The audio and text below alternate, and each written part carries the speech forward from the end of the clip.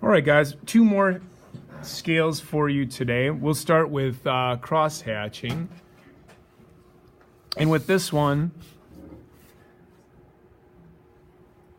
yesterday we did the hatch. Hatch are short lines. Cross-hatch, these are going to be long lines.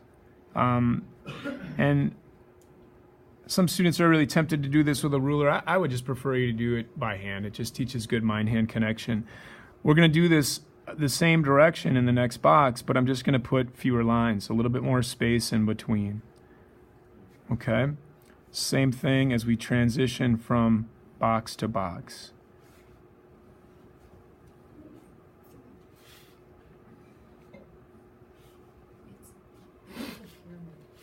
It's like, yeah, it is kind of like a pyramid or like a building, isn't it? Okay.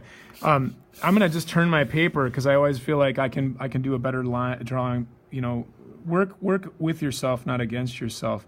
I'm going to now do the cross part of the hatch, right? So we're just going to create this sort of intersecting lines.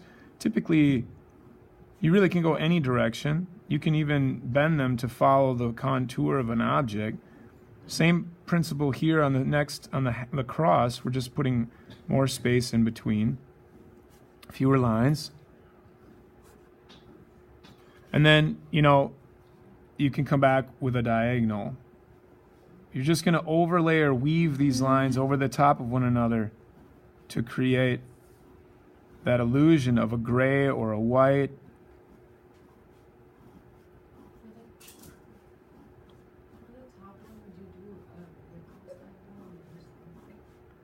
Yeah, I think so. You're going to have to just keep layering. That's a good question.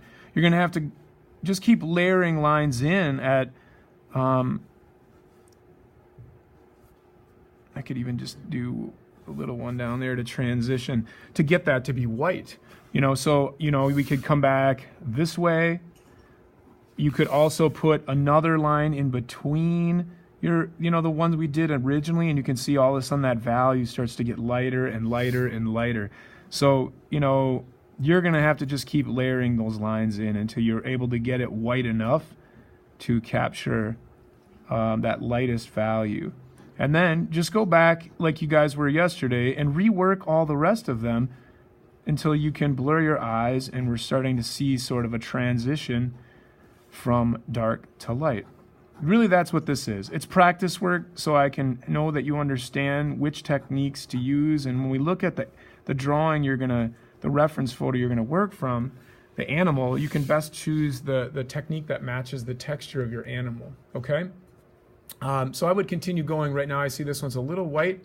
I probably want to make it whiter yet, but the transition from here to here is kind of abrupt, and these are too similar. So I would have to go back and kind of make this look like that value scale that these are starting to look like, okay?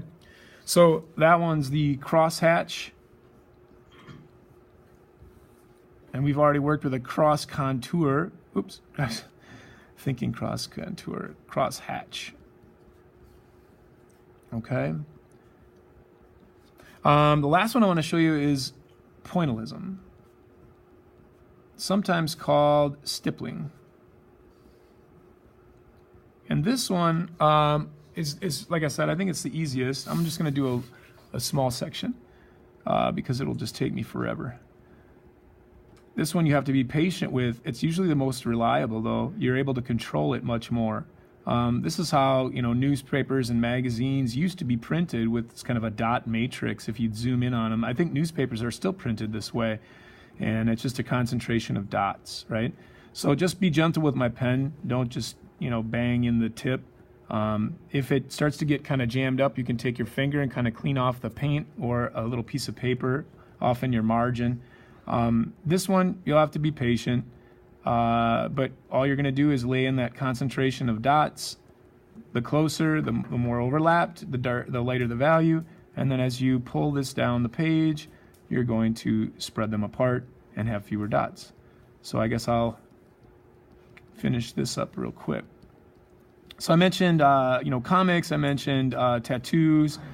Usually this is like a really good technique to learn for shading with line or shading with mark making, right? When you don't have the capacity to do sort of soft blends,